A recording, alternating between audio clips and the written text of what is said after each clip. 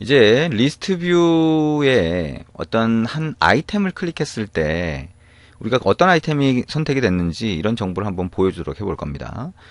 자, 어떤 아이템이 선택됐을 때 이벤트를 처리할 수 있어야 그 아이템, 자, 걸그룹이라고 하면 걸그룹의 상세 정보를 보여주는 화면으로 넘어가든지 뭐 이렇게 하는 기능을 붙일 수가 있겠죠.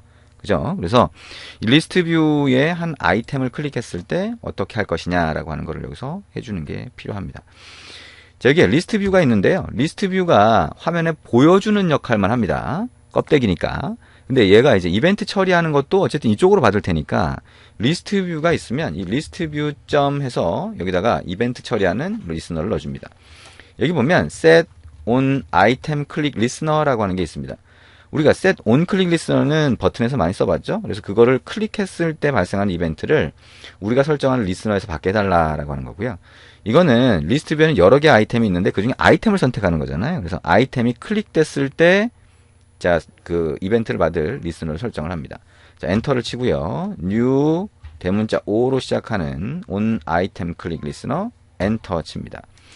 자, 그러면 자동으로 생성되는 메소드를 보면 on item click 메소드가 있죠. 그래서 아이템이 선택되면 요 메소드가 호출이 됩니다. 그리고 파라미터를 보면 포지션 값이 넘어와요. 그래서 이게 우리가 계속 보던 몇 번째 아이템인지에 대한 그 인덱스 값입니다. 그러면 이 포지션에 해당하는 데이터를 확인할 수 있어야 어떤 게 선택되는지를 알 수가 있죠. 그리고 데이터는 어댑터에서 관리된다 그랬어요. 그러면 어댑터 점 이렇게 해서 데이터를 꺼낼 수 있겠죠. 근데 어댑터 객체를 여기서 참조할 수가 없어요. 그죠? 이 바깥에 있는데 지금 이거는 new라고 해서 자, 요거를 정의한 요 객체를 정의한 코드 범위 내에 있기 때문에 이 바깥을 참조할 수가 없죠. 그래서 싱어 어댑터라고 하는 거를 자, 위쪽에 변수로 선언을 하고 타입을 없애서 자, 여기서 만든 싱어 어댑터 객체를 여기 클래스 안에서 접근할 수 있도록 만들어줍니다. 자, 그러면 어댑터 점 해서 보면 자, get item이라고 하는 메소드가 있어요. 우리 어댑터 정의할 때 있었잖아요. 자동으로 생성했던 메소드. 그다음에 여기다가 포지션 값을 넘겨주면 자, 여기 이 몇 번째에 해당하는 그 데이터가 넘어와요. 그 데이터가 뭐예요? 우리가 여기 위에서 넘겨준 요 싱어 아이템이 되겠죠. 자, 싱어 아이템이라고 해서 자, 이렇게 싱어 아이템 자, 이렇게 변수를 만들어서 할당해 줍니다. 자, 그러면 이 싱어 아이템이 뭐예요? 데이터가 들어가 있죠. 그래서 네임과 모바일 이런 데이터가 다 들어가 있습니다. 그거를 토스트 메시지로 한번 띄워볼게요. make text, get application context, 그 다음에 자, 선택이라고 하고 자, 어떤 게 선택이 된 건지 자, item.get name으로 이름을 한번 가져와 봅니다. 자, toast.length long이라고 하고요. .show라고 하면 토스트 메시지가 표시가 되겠죠. 자, 그래서 이렇게 리스트 뷰에 하나의 아이템을 선택을 했을 때 그때 토스트 메시지가 뜨도록 코드를 한번 만들어 봤습니다. 자, 이렇게 코드를 만들어 봤고요. 자, 그러면 이제 이 상태에서 자, 한번 실행을 해 보시면 되겠죠. 자, 그러면 다시 재실행을 한번 해보도록 하겠습니다. 재실행을 하고 그 다음에 클릭을 눌러보면 되겠죠. 자, 그래서 자, 정확히 우리가 원하는 대로 정보가 보이는지 누른 대로 보이는지 확인을 해보면 됩니다. 자, 앱이 실행이 됐고요. 자, 요걸 눌러보면 저렇게 이름이 정상적으로 표시되는 것을 알 수가 있습니다. 아, 이렇게 아이템을 어떤 걸 선택했는지를 확인할 수 있구나 라고 생각을 하시면 되겠죠.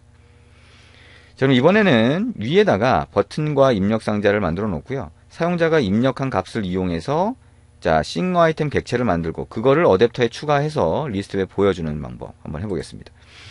자, 메인 액티비티의 레이아웃이 바뀌어야 되니까 자, 액티비티 main.xml에 자, 요 레이아웃 모양을 먼저 바꿔야 되겠죠. 자, 여기에 버튼 하나가 들어가 있는데 이 버튼에 자, 글자를 먼저 바꿔 보도록 합니다. 자, 버튼의 글자 바꾸고 그 다음에 여기 리니어 레이아웃이라고 하는 거에다가 자, 입력 상자를 더 추가를 해보면 될 것 같습니다. 자, 버튼에 글자 먼저 바꿔볼까요? 자, 그러면 여기 지금 버튼 선택한 상태죠? 자, 버튼 선택한 상태에서 텍스트라고 하는 속성의 값을 자, 속성의 값을 자, 버튼으로 들어가 있는데요. 자, 이거 선택을 해서 다른 걸로 바꿔봅니다. 자, 추가라고 하는 글자가 표시가 되도록 먼저 바꿔보도록 하겠습니다. 자, 그러면 여기 버튼, 자, 텍스트 속성 해서 추가라는 글자로 바꾸고요. 자, 우리 이제 왼쪽에 팔레트에서 입력상자 텍스트라고 하는, 자, 여기 카테고리 선택을 하고, 자, 이쪽에 가보면 플레인 텍스트라고 하는 거 있죠? 자, 이걸 끌어다가 제 버튼 아래쪽에 추가를 해봅니다. 자, 그러면 에디트 텍스트가 여기에 추가가 되겠죠? 그리고 하나 더 추가를 합니다. 갖다가 자, 에디트 텍스트 쪽에 갖다 추가를 하면 두 개의 입력 상자가 추가가 됩니다. 자, 이 세 개가 같이 공간을 할당받도록 하려고 그러면 자, 레이아웃 웨이트를 가지고 주면 되겠죠? 예, 일단은 여기 입력 상자에 텍스트 속성에 들어가 있는 글자를 일단 없애줍니다. 그리고 자, 이게 아래쪽에 텍스트 탭을 눌러서 원본 XML을 가서 한번 보죠. 레이아웃 웨이트가 들어가 있네요. 예, 레이아웃 웨이트가 들어가 있는데 여기 EMS라고 하는 게 들어가 있어서 자, 글자 크기가 그렇게 좀 늘어난 것 같습니다. 이걸 빼버리면 자, 디자인 탭에 한번 와보죠. 자, 그럼 이런 모양이 됩니다. 아, 그 버튼이 너무 커졌네요. 어쨌든 상관은 없으니까요. 자, 그리고 여기에 입력 상자에다가 첫 번째 입력 상자의 텍스트 속성에다가 이게 뭐라고 할까요? 뭐 아무거나 한번 입력을 해보죠. 소녀시대 또 한번 해볼까요? 자, 그 다음에 두 번째 여기다가 전화번호 이렇게 입력할 수 있겠죠. 010-8000번에 8000번 이렇게 입력을 합니다. 자, 그럼 이렇게 정보가 들어가 있죠. 그래서 추가 버튼을 누르면 이 정보를 이용해서 아이템을 추가를 하겠다라고 하는 겁니다. 자, 그럼 여기 아이디가 이렇게 되어 있으니까요. 메인 액티비티로 가서 저것들을 이제 찾아주시면 되겠죠. 자, 위쪽으로 한번 가서 자, 먼저 자, 에디트 텍스트 다른 데서 쓸 수 있도록 위에 변수 먼저 선언을 해줍니다. 에디트 텍스트, 에디트 텍스트, 에디트 텍스트, 에디트 텍스트 2가 되겠죠. 자, 우리 여기서 에디트 텍스트라고 하는 거는 자, find view by id로 찾아서 r.id.edit 텍스트가 되겠죠. 그래서 캐스팅해서 할당해 주고요. 마찬가지로 에디트 텍스트 2 같은 경우에도 똑같이 찾아서 할당을 해줍니다. 자, 그리고 이제 버튼 이벤트를 처리하면 되겠죠. 자, 버튼 이벤트 자, 밑에 내려와서 자, 버튼 equal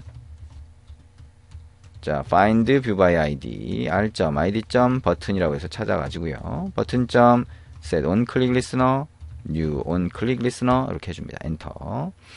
자, 그럼 버튼을 클릭했을 때 이게 호출되는데요. 여기서 먼저 첫 번째 입력 상자의 값을 가져옵니다. edttext.gettext.toString이 되겠죠. 자, 그러면 이게 뭐예요? 이름 값이 됩니다. string name이 되겠죠. 그 다음에 두 번째 string mobile 이렇게 해서 edttext2.gettext2string 이렇게 합니다. 자, 이름과 전화번호가 넘어왔어요. 그러면 이걸 어떻게 해요? 데이터를 관리하는 게 어댑터니까 어댑터에 add 아이템하고 우리가 추가해주면 되겠죠? new singer 아이템 그 다음에 name과 mobile과 그럼 뭐예요? 이미지는 r.drawable 안에 있는 것 중에 하나를 선택을 합니다. 아이콘 01로 한번 해보죠. 자, 그러면 어떻게 돼요? 어댑터 안에 데이터가 들어가는 거죠. 그 다음에 리스트 뷰를 갱신해 줘야 되는데 리스트 뷰 자체를 가지고 메소드를 호출하는 건 아니고요. adapter.notify dataset change라고 하는 메소드가 정의가 되어 있어요. 그래서 이걸 호출하면 어댑터 쪽에서 리스트 뷰 쪽으로 갱신하라고 알려줍니다. 그래서 이것만 호출해 주시면 돼요. 자, 그러면 다시 한번 실행을 해보겠습니다. 그래서 어떻게 되는지 한번 확인을 해보자. 자, 실행이 정상적으로 되는지 한번 확인을 해보겠습니다. 자, 리스트 뷰가 뜨고 위쪽에 버튼 하나와 입력 상자 두 개가 있을 겁니다. 그래서 자, 여기다가 자, 추가 버튼이 있는데요. 글자가 입력돼 있죠, 이미. 그래서 자, 추가 버튼 한번 눌러보면 이렇게 아이템이 추가됩니다. 또 한번 누르면 또 추가가 되죠. 자, 그 다음에 여기에 있는 자, 값을 9000번으로 바꿔가지고 자, 다시 추가를 해보면 어떻게 돼요? 자, 바뀐 값으로 입력이 됩니다. 자, 이제 스크롤도 되고 우리가 추가할 수도 있는 그런 리스트 뷰가 완성이 된 거죠. 자, 지금까지 한 과정 여러분이 잘 익숙하게 만들어 주시면 좋을 것 같고요. 그 다음에 한 가지만 더 얘기를 하면 우리 싱어 어댑터에서 get 뷰를 해줄 때요. 실제로 이제 실무에서 쓸 때는 이렇게만 해가지고는 조금 부족합니다. 뭐냐면 우리가 이제 get view를, 그러니까 리스트 뷰에 보일 때 만약에 1000개의 아이템이 있다면 1000개의 아이템이 다 로딩되면 메모리가 엄청 많이 쓸 거잖아요. 그래서 뷰를 만들어줄 때 마찬가지입니다. 뷰 객체가 너무 많이 만들어지면 메모리를 엄청 많이 소모를 할 수가 있습니다. 그래서 이거를 재사용할 수 있게 해놨어요. 화면에 보이는 거는 어차피 열 몇 개밖에 안 된다라고 하면 뭐 열 몇 개보다 조금 더 많은 수를 만든 다음에 이게 화면에 안 보여지게 되는 것들은 다시 재사용을 하게 되면서 뉴로 만들 필요가 없게 해주면 됩니다. 그러면 1000개든 10,000개든 되는 아이템이라고 하더라도 열 몇 개 가지고 전부 다 뷰로 보여줄 수 있는 거죠. 데이터만 싹싹 바꿔주면 그 데이터가 바뀌어서 보이게 되는 겁니다. 그래서 이 코드를 재사용할 수 있도록 자 여기 컨버트 뷰라고 하는 걸 넘겨줘요. 그러면 여기에 이걸 널이라고 놓고요. 만약에 컨버트 뷰라고 하는 게 널인 경우에만 우리 뷰에다가 새로 만들어서 할당을 하고요.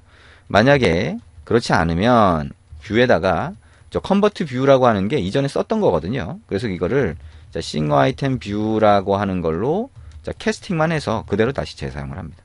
자, 이렇게 해주면 굉장히 자연스럽게 뷰가 넘어갑니다. 왜냐면 리소스를 적게 쓰니까요. 근데 이걸 안 해주면 이제 데이터가 많으면 많아질수록 우리가 스크롤을 이렇게 할 때 리스트 뷰가 딱딱 끊어지는 느낌이 나거나 좀 문제가 생기거나 이렇게 될 수가 있습니다. 그래서 여기까지 확인을 해주시면 됩니다. 자, 지금까지 우리가 리스트 뷰 만들어 봤고요. 리스트 뷰 굉장히 중요하다 그랬죠? 지금까지 한 과정 자, 여러 번 반복해서 익숙하게 꼭 만들어 주시면 좋을 것 같습니다. 네, 수고하셨습니다.